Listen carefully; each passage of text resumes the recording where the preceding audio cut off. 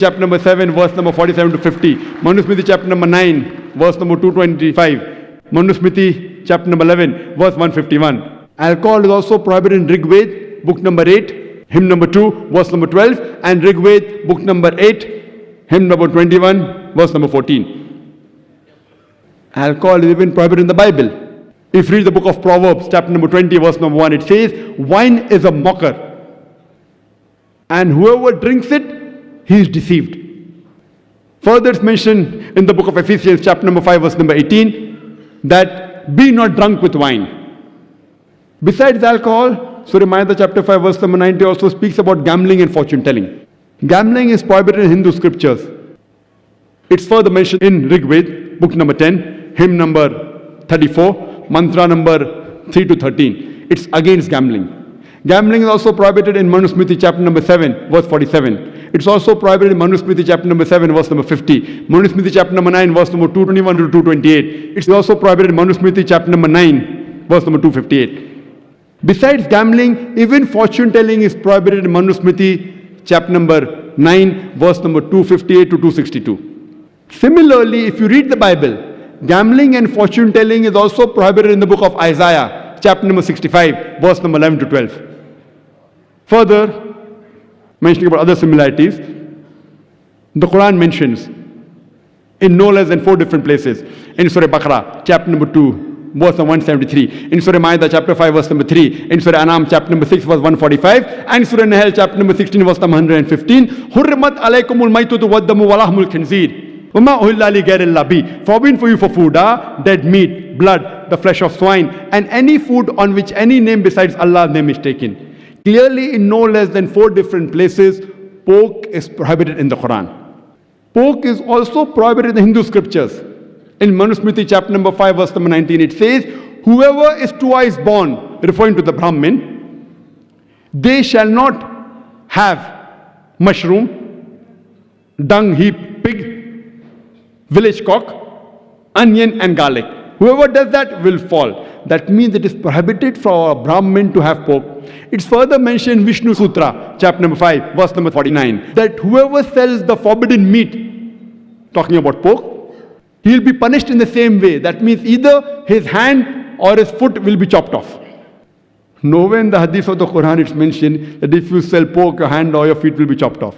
But Vishnu Sutra, Hindu scripture, chapter 5, verse number 49 says, if you sell pork, your hand or your foot should be chopped off. Pork is also prohibited in the Bible. It's mentioned in the book of Leviticus, chapter number 11, verse number 78, that though the swine is cloven-footed and has hoofed legs, it chews not the cud. It's unclean for you. Thou shalt not eat its flesh, nor touch its carcass. The swine is unclean for you. The same message repeated in the book of Deuteronomy, chapter number 14, verse number 8. Thou shalt not have the flesh of swine. It's unclean for you. Not thou shalt touch its carcass. The same message that pork is prohibited is repeated in the book of Isaiah, chapter number 65, verse number 2 to 5.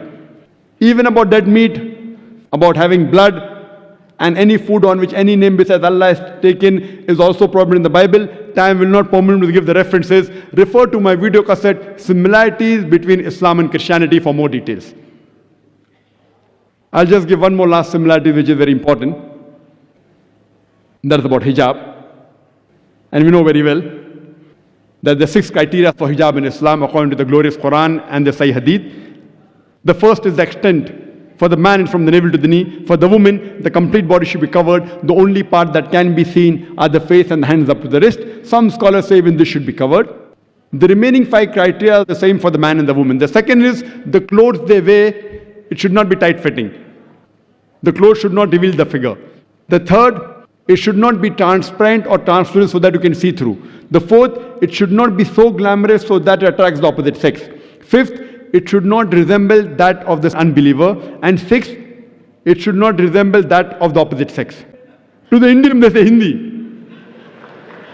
It was a word which came from the Arabs. It was nowhere found in the Hindu scriptures before the Arabs came to India. The right word, according to Swami Vivekananda, is that they should be called as Vedantist. Vedantist is a person who follows the Vedas. So what I quoted to you were references mainly from the Vedas. So in this way, I do follow the commonality which I mentioned in the Vedas and the Quran. So what we realize that in dialogue between religions, we should not do what like people do today most of the times. In most of the dialogues, you scratch my back, I scratch your back. All religions are the same. Ram is also the same, Christ is also the same, Allah is also the same. This is not mentioned in any of the scriptures. So what we have to do is we have to be bold to call a spade a spade.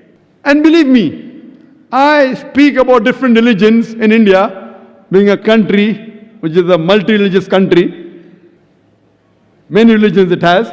And believe me, people are afraid to talk about Islam because they think that if we lose the non-Muslims as friends. And believe me, the non-Muslims respect me a lot, sometimes more than the Muslims also.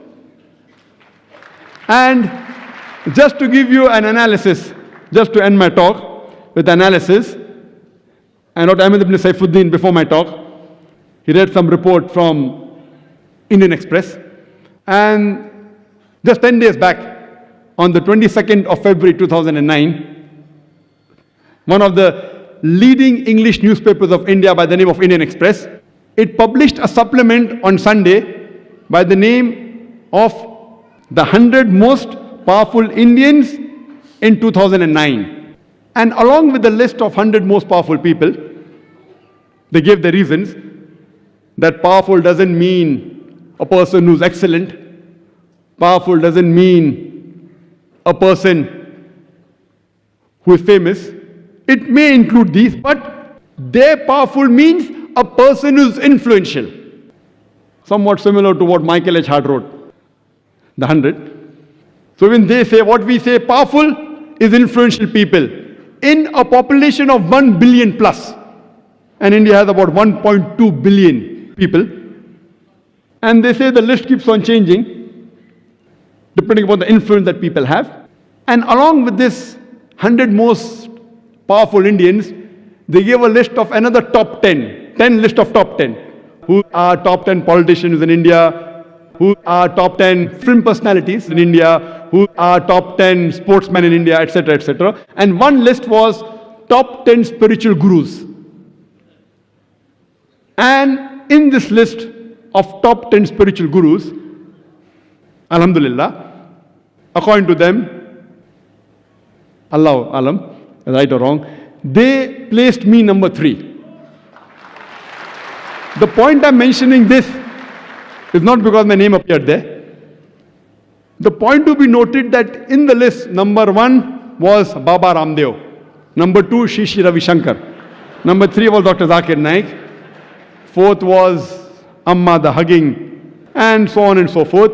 The point to be noted in this complete list, the only Muslim was myself. That's not the main point to be noted. The point to be noted that in this list of 10 spiritual gurus, and as Dr. rightly said, Dr. Ahmed ibn Saifuddin, we don't agree with spiritual gurus, but that's what the lingo they have. In this list of so-called 10 spiritual gurus, there was not a single religious preacher besides one Islamic preacher. None of them promotes the religion per se. Baba Ramdev, number 1, was called as a yoga guru. Not Hinduism, yoga guru. Shri Shri Ravi Shankar, the founder of Art of Living. You know, I had a debate with him. So they were not, though they are Hindus, they promote Hinduism, but not directly. They don't have the guts to promote directly. They promote in the garb of yoga, in the garb of art of living, peace, etc.